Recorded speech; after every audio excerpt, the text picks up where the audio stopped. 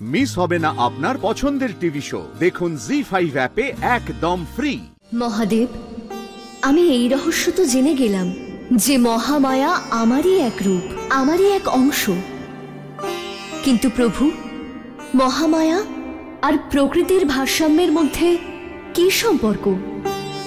আপনি আমাকে মহামায়ার কাহিনী সবিস্তারে বলুন। দেবী,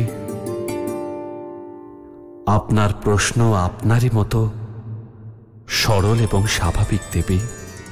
যখন অধর্ম ধর্মকে শাসন করার চেষ্টা করে, যখন এক তত্ত্ব অপরের অস্তিত্ব মিটিয়ে অধিকার বিস্তারের চেষ্টা করে, তখন ভারসাম্য রক্ষার্থে স্বয়ং প্রকৃতিকেই দায়িত্ব নিতে হয়। এই কাহিনী এবং লীলার কারণ হলাম আমি, আর কর্তাও হলাম আমি। সতী!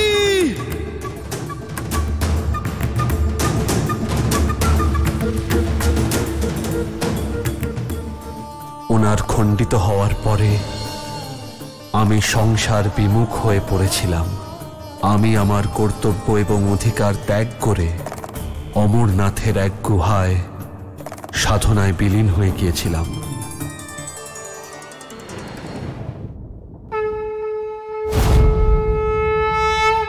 আপনার পরম ভক্তের প্রণাম স্বীকার করুন মহাদেব।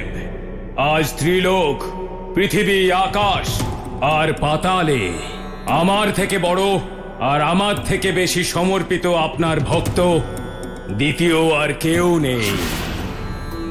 আমি এক অসুর মহাদেব, কিন্তু আমার কর্ম আর আমার ধর্ম কোনো দেবতার থেকে কম নয় মহাদেব।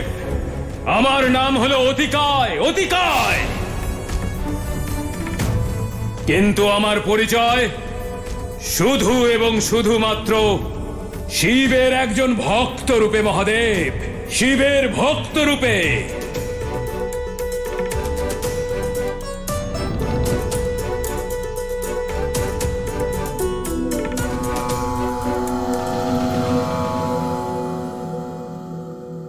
মহাদেব, মহাদেব, মহাদেব, আমার তো মনে হচ্ছে আপনি আপনার এই মহাসাধনা মুদ্রাতে শুধুমাত্র আমাকে উদ্ধার করতেই গিয়েছেন মহাদেব। ওই দেবী সতীর পুনর্জীবিত হওয়া অসম্ভব, অসম্ভব।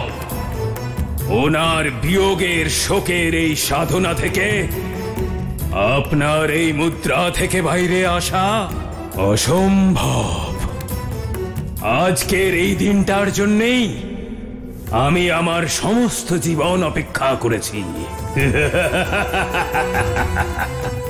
আপনার এই স্বরূপেরই তো আমি প্রতীক্ষা করছিলাম মহাদেব। যখন আপনি সমগ্র সংসারের কার্য এবং কর্তব্য থেকে বিমুখ হয়ে নিজের সাধনায় চিরকালের জন্য লীন হয়ে যাবেন, আমি আপনার ধ্যানকে আপনারই বিরুদ্ধে ব্যবহার করব মহাদেব, আপনারই বিরুদ্ধে। জি5 ডাউনলোড করুন আর সব এপিসোড দেখুন একদম ফ্রি।